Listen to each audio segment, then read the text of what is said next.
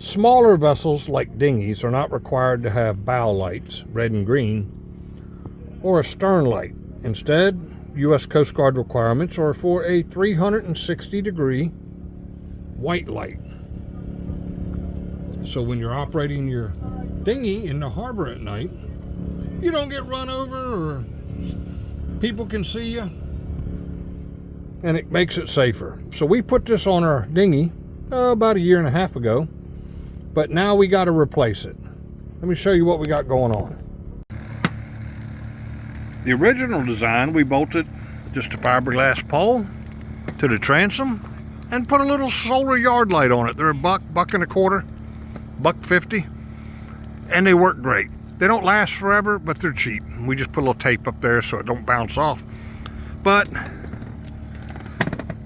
where we put it, we run into problems. It interferes with turning the motor a little bit, as you can see. And when we want to stow the motor in an up position to keep it out of the water, to kill the growth,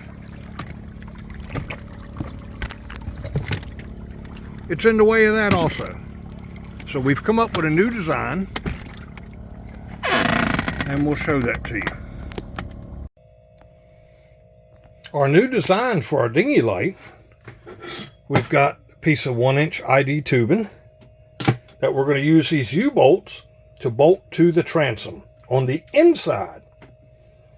And then we've got our solar light on the top of a piece of 7/8 tubing that will slide down into the 1-inch tubing. Just like that. And be secure when we're dinghying.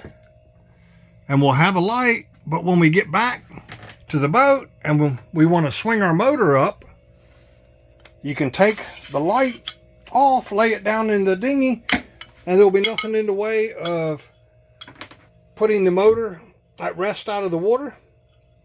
And the light will not interfere when we hoist it up in the dinghy davits and hit the solar panels, because it won't, this piece here won't stick up above the dinghy, and the light will be out of the way laying down in the dinghy. Just as long as we don't get the solar light wet, we'll be good. So let's go out and bolt her up. Well, the best made plans of men and mice are easily led astray. My transom, as you can see here, is too thick for these U-bolts to get the pipe in. So plan B, as most boat projects creep and evolve, is use the existing holes I have with the old pipe, drill it, mount it, and it'll still serve the same effect with just a single bolt through the holes. So let's get to drilling on this piece of stainless steel, and we'll complete this project here in a minute. Using the drill press in the Boot Key Harbor shop to drill the holes for the stanchion to hold the light for the dinghy. It's a lot easier than doing this with a hand drill.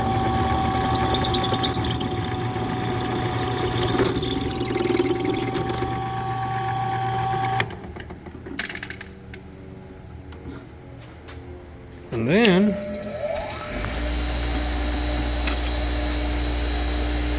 ooh, look at those finger cutters, those sharp edges.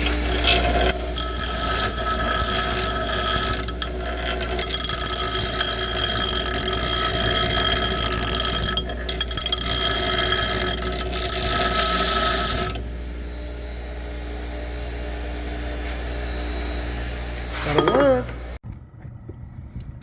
The latest design for the removable telescoping dinghy light.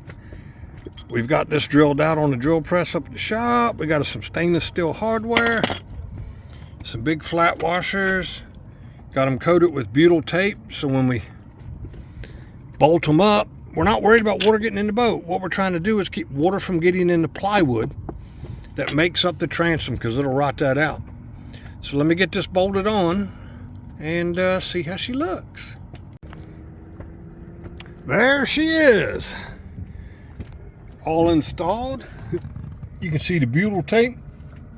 It's squeezing out from behind the washers. So it's good and sealed up against the transom, so the transom don't rot out. And it's telescoping, so it slides in and out. So it's out of the way of the motor when I stow the motor. Good and sturdy. It's above my head. It can be seen 360 degrees. It's solar. It'll charge itself up every day. And when we pull the dinghy up under the solar panels for sailing, hang it from the dinghy davits, we can take the light off so it doesn't hit the solar panels. So takes a while, sometimes 2-3 designs to get things perfectly right, but we like it and we're going to run with it.